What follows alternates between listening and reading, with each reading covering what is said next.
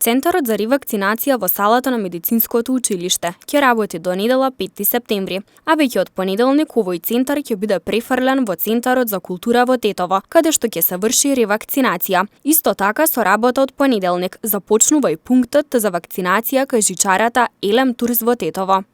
Од понеделник ќе започне имплементација на брзи тестови во здравствениот дом во Тетово, кои несомнено ќе го олеснат и овозможат побрзо и поефикасно откривање на нови случаеви со COVID-19. Благодарение на отварањето на новите пунктови за вакцинација во Тетово, според статистичките податоци, ние сме првиот град во Европа по бројот на граѓани кои се вакцинирани последните 2 недели, со зголемување од 15% од вкупниот број на граѓани.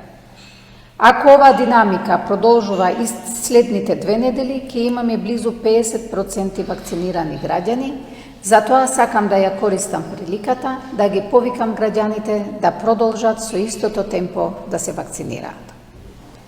Од понеделник ќе започне и функционирањето на Центарот на култура како центар за ревакцинација, како и пунктот за вакцинација кај жичарата Елем Турс.